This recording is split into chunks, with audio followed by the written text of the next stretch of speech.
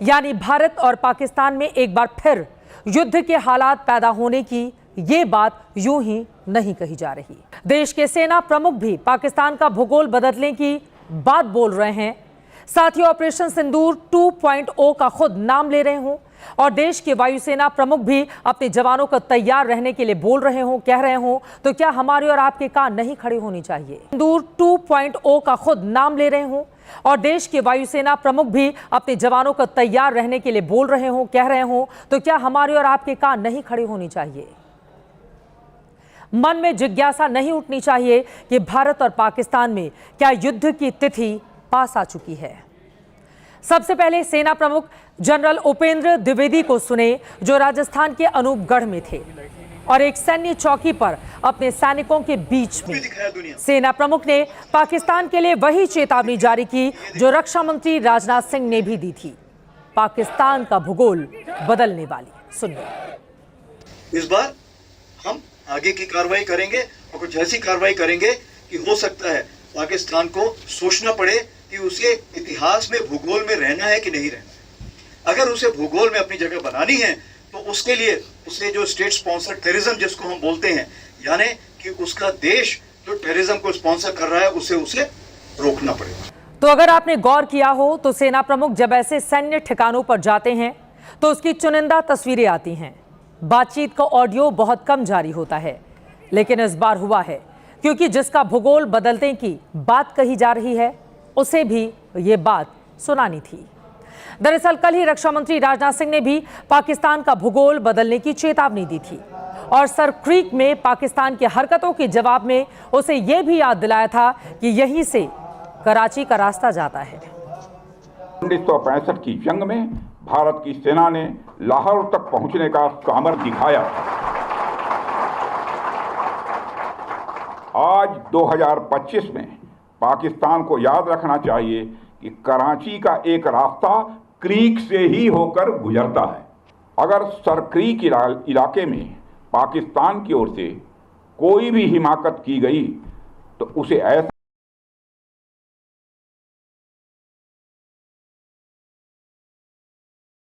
लड़ाई बदल गई है। अभी लोग the military leadership will hesitate to discuss this. मैं आपको एक मिसाल देता हूँ लड़ाई कैसे बदली है। वो ऐसे बदली है कि एक तो पूरी बैटलफील्ड जो है, अभी आप जो डिफेंस कवर करते हैं उनको आइडिया होगा हमारे यहाँ क्या होता है। आर्मी के अंदर वो डिव कमांडर होता है, डिव कमांडर के बाद कोर कमांडर होता है, उसके बाद आर्मी कमांडर होता है। दी होल आइडिया ये होता है कि साहब वो सामने जो है एक फ्रंटेज है, तो पहले दुश्मन जो है वो फ्रंटेज को उसको ब्रीच करेगा तो वो डिव कमांडर लड़ाई लड़ेगा। जो वो ब्रीच हो जाएगी तो कोर कमांडर रिस्पॉन्सिबिलिटी लेगा, वो लड़ेगा। उसके बाद फिर आर्मी कमांडर लड़ेगा। तो ये फेजेस में होगा, ऐसा कुछ नहीं होगा। बिकॉज अब जो पूरी है वो एक बैटल स्पेस बन गई है because of missiles, long range missiles. तो पहली बात जो हमें अब सोचनी है कि हमें अपनी इंडियन आर्मी को डाउन साइज करना है drastically. We have to put the money in the virtual domains of war. We have to put the money in Indian air force. क्योंकि अब कोई मतलब नहीं है आपने इतने बड़े बड़े जो आलीशान, वो हर अफसर के पास एक हेडक्वार्टर है। You will be able to hide nothing from the Chinese. देखिए, मुझे खुद अफसोस होता है। मैं चाहता हूं हमारी सेना बहुत तगड़ी हो। अभी हालत ये है, सेना की काबिलियत है नहीं ज़्यादा और हमारी असेसमेंट्स गलत है। वो आपने लेफ्टिनेंट जनरल राहुल सिंह को ही सुन लिया है। और जहाँ तक दुश्मन है, दुश्मन आज चीन वो है एक देश जो अमेरिका को टक्कर दे रहा है। आप समझिए आपने कहाँ कहाँ दुश्मनी बनाई है। और अगर आपको तरक्की करनी है उसका एक ही रास्ता है, आपको शांति का रास्ता ढूंढना पड़ेगा और वो हो सकता है आप करना नहीं चाहते। आप मुझे ये बताइए, पाकिस्तान आपका कैसे बन गया दुश्मन? अभी जब ये मोदी सरकार नहीं आई थी, पिछली सरकार तो उनसे बात कर रही थी, प्राइम मिनिस्टर वाजपेयी उनसे बात कर रहे थे। पाकिस्तान के 13 एयरक्राफ्ट तबाह किए गए। इनमें पाकिस्तान के 4 F-16 फाइटर जेट थे। एक C-130 एयरक्राफ्ट को भी तबाह किया गया। एक टोही विमान को भी नष्ट किया गया था। पाकिस्तान के 4 रडार स्टेशन उड़ा दिए गए थे। 2 कमांड कंट्रोल सेंटर और 2 रनवे भी तबाह किए गए थे। पाकिस्तान के F-16 जेट का गिरना अमेरिका की भी नाक कटने जैसा था, क्योंकि F-16 पर उसे बड़ा गुरूर है। 80 के दशक में उसने ये पाकिस्तान को दिया था। भारत के विमान गिरने की बातों पर एयर चीफ ने कहा कि पाकिस्तान को मनोहर कहानियां आप बनाने दें, उसकी बातों पर भरोसा करने की जरूरत नहीं है। उसके बारे में आज भी कुछ नहीं बोलूंगा कि क्या हुआ, कितना नुकसान हुआ, नहीं हुआ, कैसे हुआ, क्या कुछ नहीं बताना चाहिए, क्योंकि उनको पता करने दो ना। जैसे हम भी तो कुरेद के निकाल रहे हैं ना, हमने क्या कर पाए हम लोग, तो उनको भी निकालने दो। लेकिन ये बात आप साहब ने बोला कि 5 रफेल गिर गए, इनके प्रधानमंत्री कहते हैं 6 रफेल गिर गए, कोई कहता है 3 गिर गए। मुझे एक बात समझ में नहीं आती कि मैं कह रहा हूं 36 है, 36 के 36 अगर आपने हाइपोथेटिकली बात करते हैं, फर्ज कीजिए आपने 36 गिरा ली, ठीक है, शाबाश, वेरी गुड। एक बात तो मुझे बताइए सर, एक रफेल कहां गिरा है? कुछ एक रफेल गिरता है, उसका मलबा होता है, वो जहाज है सर, कई टन का जहाज है, it's not a small thing. और फैक्ट चेक जब किया गया, अमेरिकन ने फैक्ट चेक करा गया, पता लगा साहब बीकानेर में जो 5 साल पहले क्रैश हुआ था उसका डाल दिया सर। सर रफेल और मिग 21 में फर्क होता है जनाब। आप ऐसे देखिए, this is good for a Pakistani audience Amit साहब, this is not good for an Indian audience. अच्छा, दूसरी चीज है कि हमारे यहां एक कल्चर है फौज से सवाल पूछने का। आप टेढ़े हो गए sir. General, there's still one unanswered question since the incident between Pakistan and India, and that is whether or not Pakistan downed an Indian jet, or in fact more than that. Can you confirm?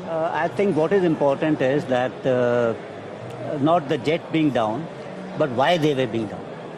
But a jet, at least one jet why? was downed? Yeah. Why they were.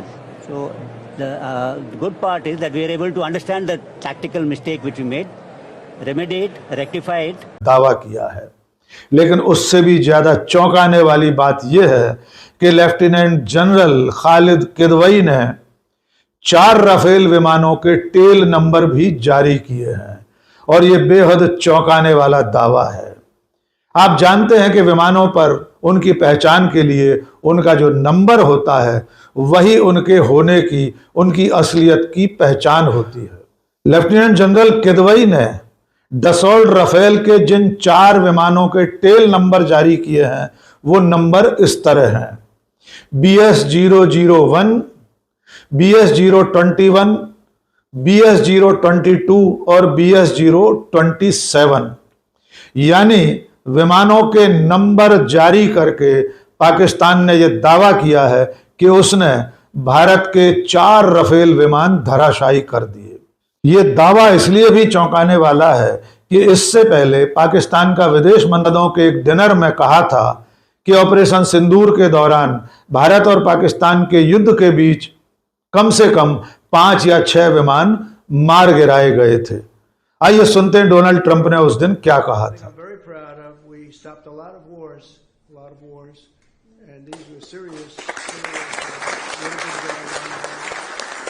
You had India, Pakistan, that was going, and in fact, planes were being shot out of there. 4 or 5, but I think 5 jets were shot down actually. And Lindsay, that was getting worse and worse, wasn't it? That was looking like it was going to go. These are 2 serious nuclear countries, and they were hitting each other. You know, it seems like a new form of warfare. You saw it recently when you looked at what we did in Iran, where we knocked out their nuclear capability, totally knocked out that. It's going to be चाहिए, लेकिन दुनिया के जो इतिहास है रक्षा का, जो भी अटैक करता है उसका लॉस ज्यादा होता है। ये दुनिया का वो ये सेट वो है, अटैकिंग फोर्सेस ऑलवेज लूज मोर।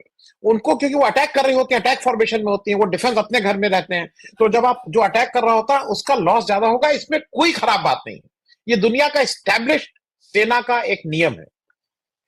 अब इसमें ये मुझे अभी भी नहीं समझ में आ रहा है कि मोदी जी क्या छुपाना चाह रहे थे, या ये बीजेपी सरकार क्या छुपाना चाह रही थी। अगर ये पूछा गया कि भाई कितने रफाल गिरे थे, तो सबने कहा देशद्रोही देशद्रोही देशद्रोही। मेरे हिसाब से रफाल हो चाहे वो कोई भी जहाज हो, ज्यादा इंपॉर्टेंट उसके पीछे बैठ के उसको चलाने वाला होता है। जो बात कल प्रमोद ने कही थी, हौसले की बात थी, मुझे ठीक से याद है। 65 की वॉर थी, हम सब लोग बहुत छोटे थे। हमें तो सरकार ने हाथ बांध रखे थे, इस वजह से रफाल गिर गए, अदरवाइज ना गिरते। अगर सरकार सेना को खुली छूट देती तो रफाल ना गिरते, क्योंकि हम अपने हिसाब से पूरा ऑपरेशन करते। अब वो पड़ गया उल्टा। इन्होंने बोल तो दिया था रफाल को छुपाना है, और रफाल को क्यों छुपाना है? क्योंकि चौकीदार चोर है, जुड़ा हुआ है उसके साथ। आप ध्यान है 2019 का चुनाव रफाल के ऊपर ही लड़ा गया था, और आज वो रफाल नीचे गिरा हुआ है और किसी को ये नहीं पता है कि कितने गिरे हैं, और सरकार बताना भी नहीं चाहती है। जैसा कि उड़ती उड़ती खबर भी आई थी कि रफाल कंपनी के यहाँ एग्जीक्यूटिव्स या जो ऑफिसर्स आए थे, डेलीगेशन आया था ये मलबा वगैरह का इंस्पेक्शन करने, या तो कहते हैं कि उनको अलाउ नहीं किया। कंफर्म्ड है या नहीं है वो मुझे नहीं पता, मैंने तो भी इफेक्टिव हुए। अब जैसे J-10C के साथ इन्होंने PL-15 को इंटीग्रेट किया, ये वही मिसाइल है ना इनकी जो लॉन्ग रेंज मिसाइल है 200 से 300 किलोमीटर की। ये कहते हैं इन्होंने एक्सपोर्ट वर्जन दिया, मुझे लगता है यहाँ इन्होंने हमारा उल्लू बनाया चीनी ने। और पाकिस्तानी मीडिया सर ओपनली कह रही है ये बात, दे आर सेइंग कि, और जो पाकिस्तान के जो बहुत सारे जो एनालिस्ट है, एक्सपर्ट्स हैं, मैं उनको सुन रहा था, एंड दे वर सेइंग कि हमने ये बेट डाली थी कि हमने PL-15E जो है हमने चाइना से लिया हुआ, चाइना ने हमको PL-15E दिया है, और कहीं इसके बेसिस पे इंडिया ने अपनी स्ट्रेटजी बनाई एंड दे टुक आवर बेट। ये उनका क्लेम है। हाँ, ये उनका क्लेम है, क्योंकि इस मिसाइल जो E वर्जन है उसकी रेंज है 145 to 150 किलोमीटर्स, जबकि जो PL-15 नॉर्मल ओरिजिनल मिसाइल है चाइना की, उसकी 200 से 300 किलोमीटर रेंज है। तो अगर हमें अपनी टैक्टिक्स बनानी है तो हम 150 किलोमीटर से दूर रहेंगे, लेकिन अगर उन्होंने एक्चुअली 200 किलोमीटर की ली है और हम 150 किलोमीटर से दूर कर रहे हैं, तो हम उसकी थ्रेट रेंज के अंदर, थ्रेट एनवलप के अंदर आ जाते हैं। तो कहीं ना कहीं ये जो उन्होंने एक ऐसी बात कही कि हम उनको एक्सपोर्ट वर्जन दे रहे हैं, वो झूठ थी। एक्चुअल वर्जन ही दिया, ये मेरी असेसमेंट है, कहीं से मैंने पढ़ा नहीं है। दूसरी बात आती है कि अगर हमें मैच करना है 5th generation to 5th generation, Rafale फिर भी बेटर है, लेकिन रफाल है तो हमारे पास सिर्फ 36, अब एक अगर सपोज वो सही है कि एक लॉस हुआ है तो 35 रह गए हमारे पास। तो 35 कहाँ कंपेयर करें, उनके पास 180 हैं, जिसमें से 50 से 55 तो उनके पास ब्लॉक जो 3 है वो वाले हैं, और वो अब क्या कर रहा है, अपने ब्लॉक 1 और 2 को भी अपग्रेड करता जा रहा है उसको ब्लॉक 3 में, और साथ में अपने F-7P और PG स्क्वाड्स को हटाते हुए, नंबर प्लेट यानी कि रिटायर करते हुए, उनको रीजनरेट कर रहा है एज JF-17, तो ताकि उसकी फ्लीट में JF-17s होंगे, J-10s होंगे, और साथ में J-35 ऐसे एडवांस जहाज ही रहेंगे थोड़े और 5 या 10 साल के अंदर। सर हमारी एयरफोर्स में सर